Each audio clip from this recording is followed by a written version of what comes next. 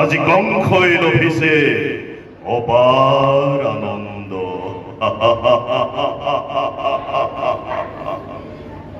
কিন্তু আপুনি এজন ভাৱৰীয়া হিচাপে আপোনাৰ মুখৰ পৰা আমি অলপ সংলাপ জানিব বিচাৰিছোঁ, শুনিব বিচাৰিছোঁ।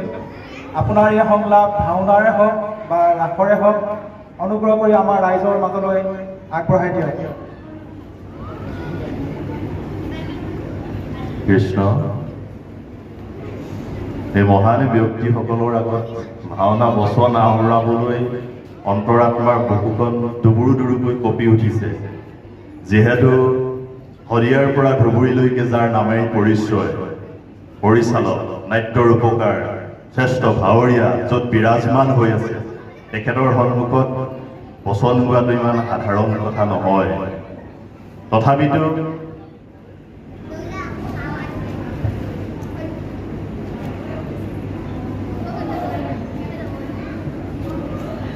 মোৰ অতিকে শ্ৰদ্ধাৰ ককাইদেউ মনোৰঞ্জন চুতীয়াদেৱে আদেশ কৰিছে যে এটি ভাওনা আৰু এটি ৰাসৰ সংলাপ আপোনালোকৰ আগত প্ৰক্ষেপণ কৰিব লাগে।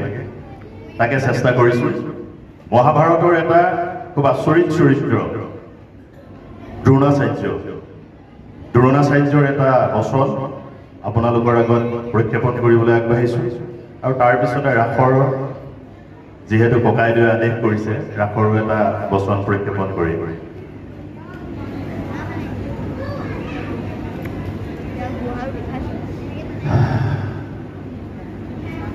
ঋষি শ্ৰেষ্ঠ ভৰদ্বাজ, ঋষি শ্ৰেষ্ঠ ভৰদ্বাজ আৰু অপেশ্বৰীৰ কামনাৰ ফলশ্ৰুতি জন্ম লাভ কৰা মই এই জগতৰ একমাত্ৰ দুৰ্ভগীয়া সন্তান দ্ৰোণাচাৰ্য। মাতৃৰ গৰ্ভত জন্ম লভিবৰ বাবে নাপালো স্থান।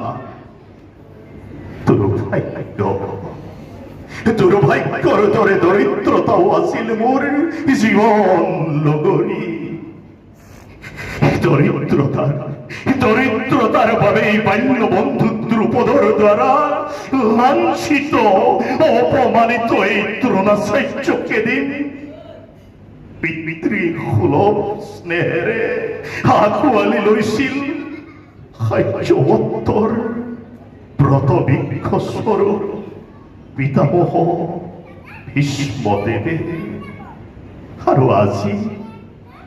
আৰু আজি কুৰুক্ষেত্ৰৰ প্ৰাংগণত আমাক সকলোকে নিথৰুৱা কৰি পিতামহে হৰসজ্জা কৰিলে গ্ৰহণ। পিতামহৰ এই কৰুণ পৰিণতি ভয় কেনেকৈ মানিল কৃপাচাৰ্য, কেনেকৈ মানিল? ইচ্ছা হয় ত্যাগ কৰি কুৰুক্ষেত্ৰ মহাসমৰ অন্তিম সংগ দিওঁ পিতামহৰ কাষত। মই জানো কৃপাচাৰ্য, নিয়তিক প্ৰশ্ন সোধাৰ অধিকাৰ আমাৰ নাই। তথাপিতো সুধিবৰ মন যায় যে হে নিয়তি, তুমি কিয় ইমান নিৰ্দয়? একোটা সৎ জীৱনৰ শেষ পৰিণতিৰ পথ তুমি কিয় ইমান নিৰ্দয় নিদাৰুণ ভাৱে দিয়া? ব্ৰহ্মচৰ্য সত্যৰ সাধনা পৰোপকাৰৰ ব্যতিৰেকে যিজনে কৰা নাই কোনো দিন কাৰো একো অনিষ্ট সাধন, সেই পিতামহৰ শেষ পৰিণতিৰ পথ কিয় তুমি ইমান নিৰ্দয় ভাৱে দিলা নিয়তি? কিয়?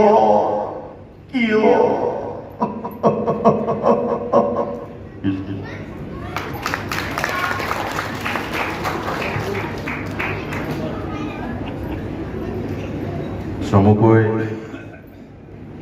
ৰাসৰ দৈৱকীৰ বিবাহ দৃশ্যৰ এটি বচন আপোনালোকৰ আগত প্ৰক্ষেপণ কৰিবলৈ আগবাঢ়িছোঁ অকণমান ইফাল সিফাল হ'ব পাৰে মাৰ্জনা কৰি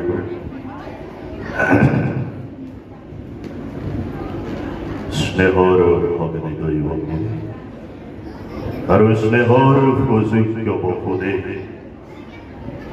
আজি এই শুভলগ্নৰ মহেন্দ্ৰক্ষণত অংশৰ অজাস্মৃতি হিয়া ভৰা আশীৰ্বাদ যাচিল দুয়োকে বিবাহ যদিও দেৱতাৰ নিবন্ধ তথাপিতো উপযুক্ত পাত্ৰৰ হাতত স্নেহৰ ভগ্নীক কৰি সমৰ্পণ আজি কংসই লভিছে অপাৰ আনন্দ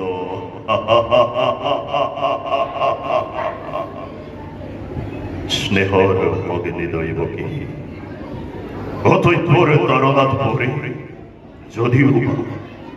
যদিও বা কেতিয়াবা কৰিছিল তোক কঠোৰ ব্যৱহাৰ আজিৰ এই বিদায় ক্ষণত এই দাদাৰ মুখলৈ চাই সকলো পাহৰি যাৱাই সকলো পাহৰি যা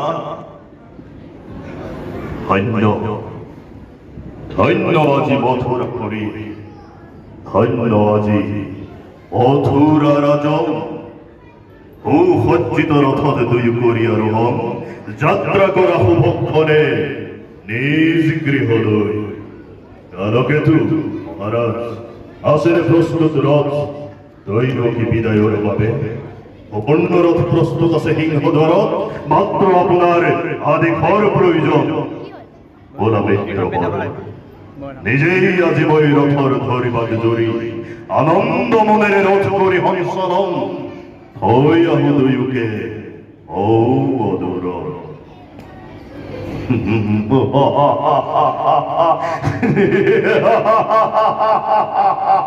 সাবধান সাবধান কংস যি ভগ্নীৰ বিয়াপতি মহানন্দ উপভোগ কৰিছ এই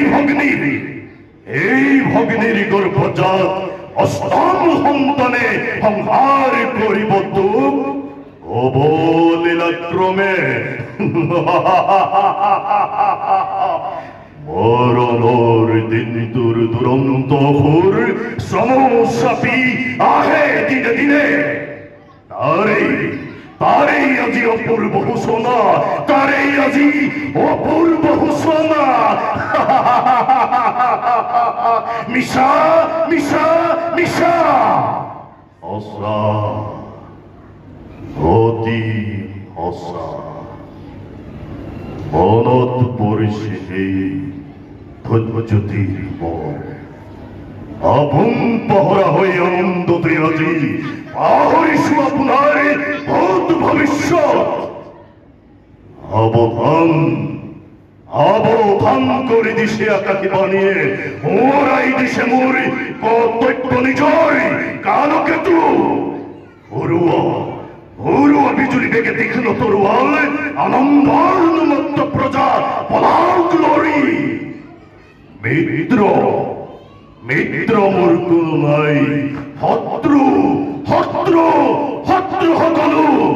বধ কৰা যাকেই য'তেই পোৱা বলিয়া টকানো হাতী তুৰন্তেও নাই মেলি দিয়া জোৰে জোৰে প্ৰজাসাগৰত আনন্দৰ উৎসৱ হওক ধ্বংসৰ ধুমুহা